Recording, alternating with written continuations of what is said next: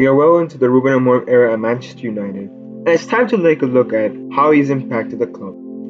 He arrived on November the 11th, replacing Eric Ten Hag, having immense success at Sporting. He's only 39 years of old, and he utilizes a 3-4-2-1 system, and he came in replacing the majority of staff with his own, meaning that the likes of Ruben Amorim and Rene Haka had to leave the club.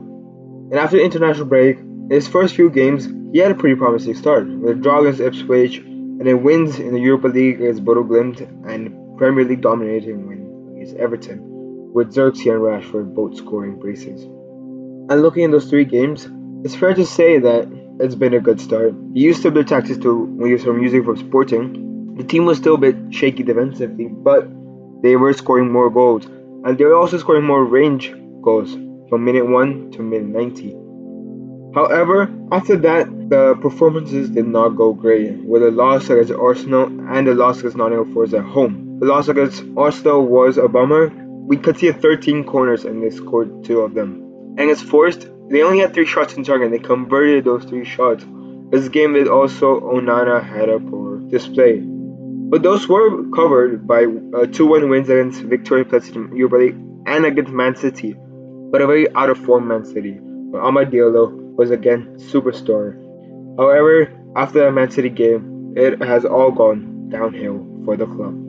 United went on to lose in the Carabao Cup against Tottenham. They lost their Premier League against Bournemouth, Wolves, and Newcastle, not managing a single goal in those 3 Premier League games, definitely leaving Ruben Amorim in a disappointment.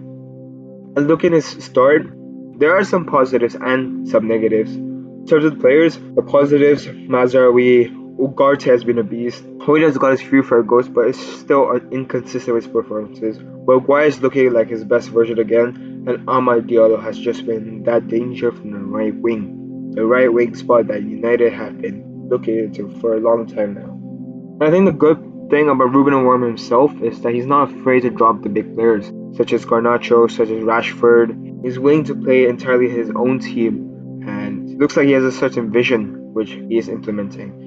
Also, he's not afraid to sub Bruno off, which is something previous managers have never done. And he also has pretty good communication skills when it comes to interviews.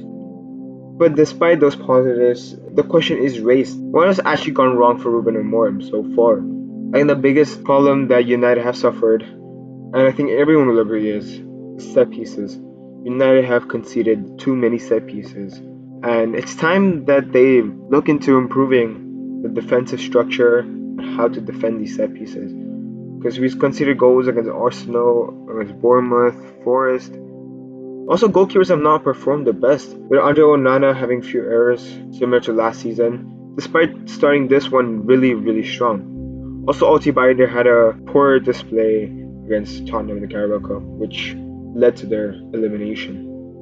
I think finally it's just the team in general are failing to adapt to the new play style, failing to build the chemistry that Ruben Amorim wants out of them. But sometimes you wonder whether the club is just cursed or not, because United have had so many good managers in the past that have done great things for the previous clubs, but they just not clicked for Manchester United. And sometimes it feels like VAR decisions are against us and we concede too many deflected goals, but it's really not an excuse we can give at the point. And it's just up to Ruben Amorim on what he should do now to fix these problems. And a few suggestions of myself, I think, first of all, he needs to give the players more time to adapt to the new system. Maybe make them do some more simulation drills. And not just Ruben Amorim, we have to give that to them. The owners have to give that to them. And also, I think Ruben Amorim needs to hold a performance appraisal with the goalkeeper coach. When he arrived to the club, he did replace the current goalkeeper coach with his own. And the past goalkeeping coach had a really great impact. Also, I think it's time they play with a proper left back.